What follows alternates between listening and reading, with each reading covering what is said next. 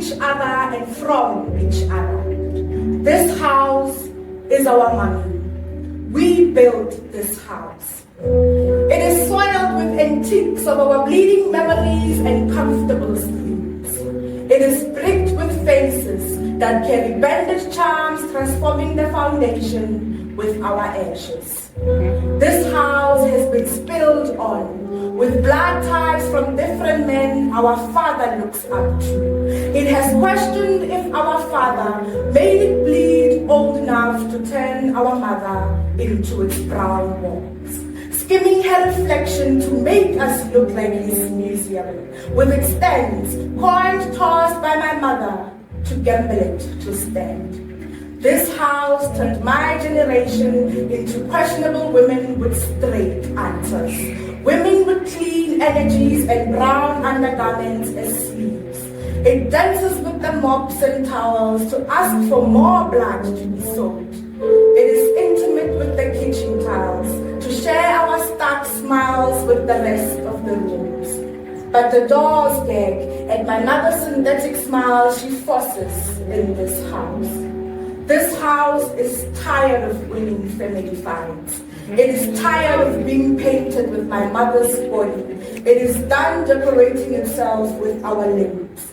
And it feels pretty enough, burying our trauma and cannot wait to introduce you to its past.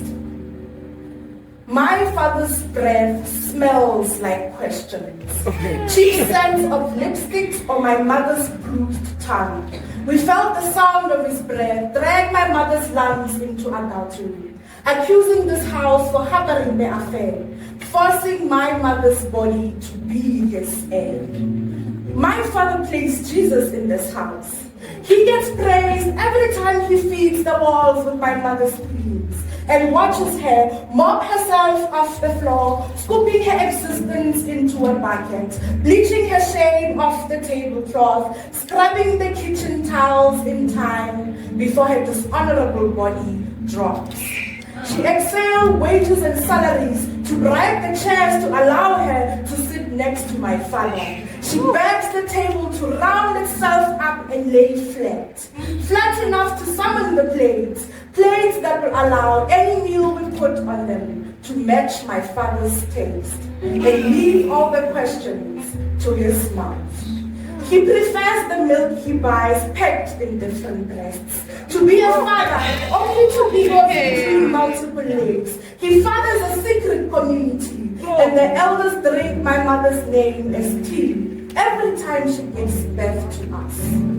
We were born as a reflection of his demise, carrying memories that he soiled with his grandfather's grave, of echoes that casually spit his image and asked us to bear his surname. A name that builds stenches in taverns and call it a perfume. A name that holds glory between women's limbs. A name that was beaten as prayer into us. A name he fathers in brothels and flying skirts. But he is our father. And he always smells like my mother. My mother's body is a conundrum.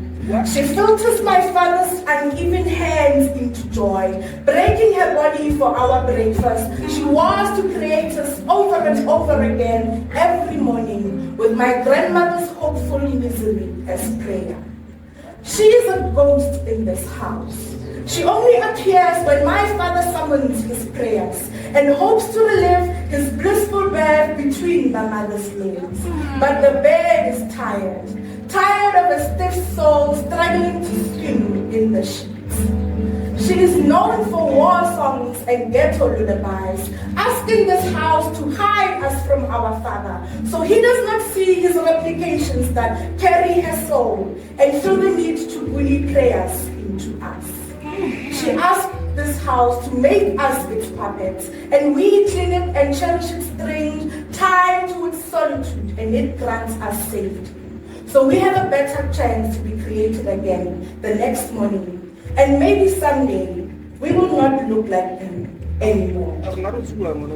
We have pitch black sins on our foreheads. We are his children mothering his bruised body. We are his children loading his surname into our skin.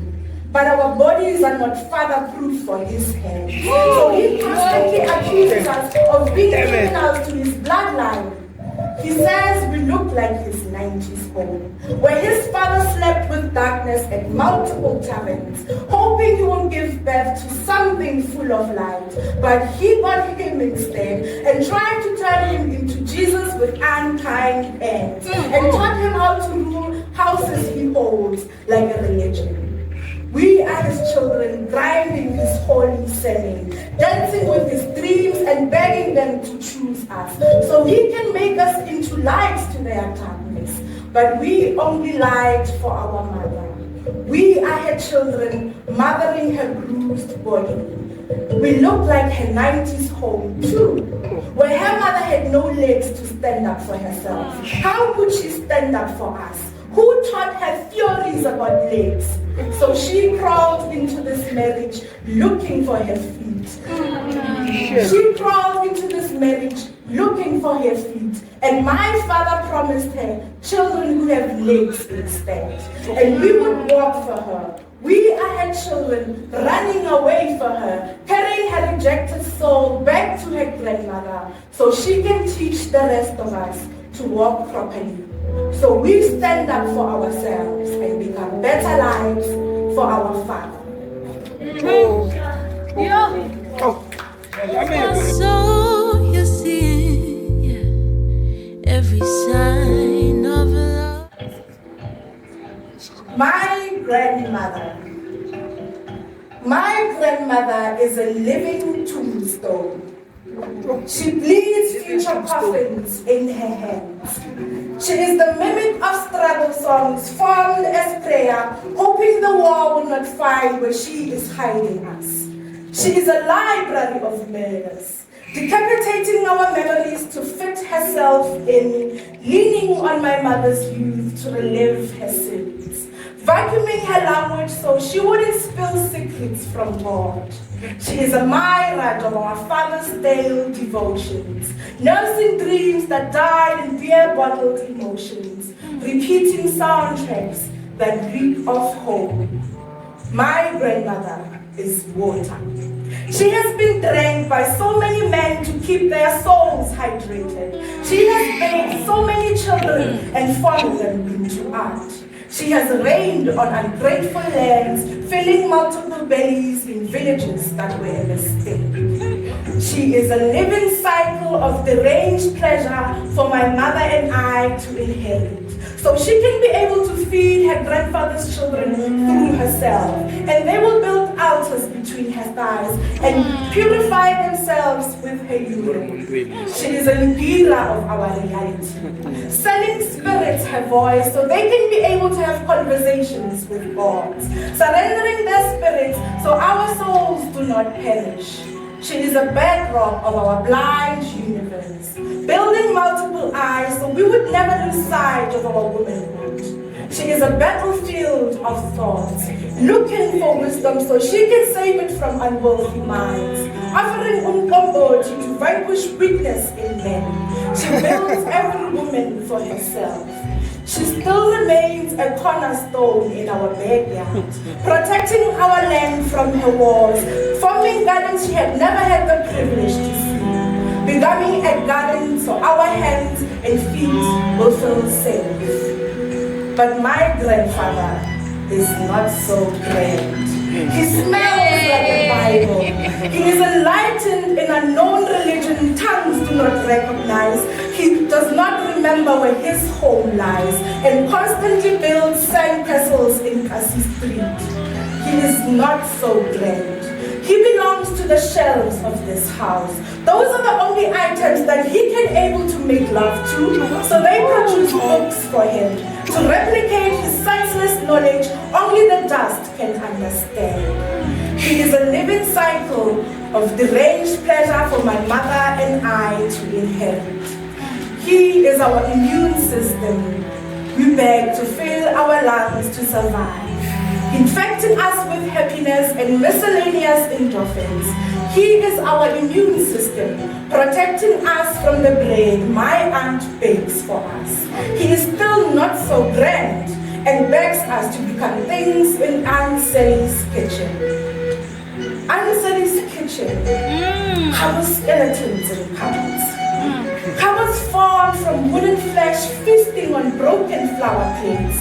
Plates that plan to play parts of peeling vegetables that can build our bodies. Bodies my aunt can shape with her titillated words. Words that spin our ears and feed songs to the furniture to come feed us.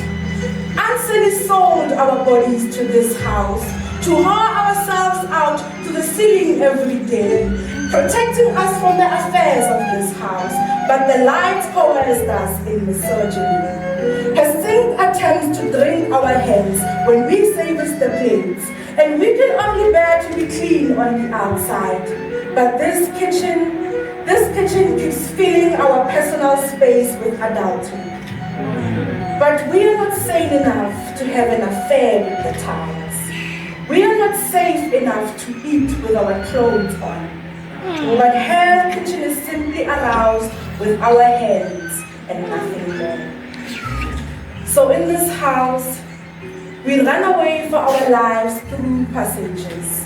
We constantly try to clean the dirt out of our characters to alter how we see each other every day. My father ended up marrying the tavern down the street. And my mother just became this side chick that washes his sins and feeds his people.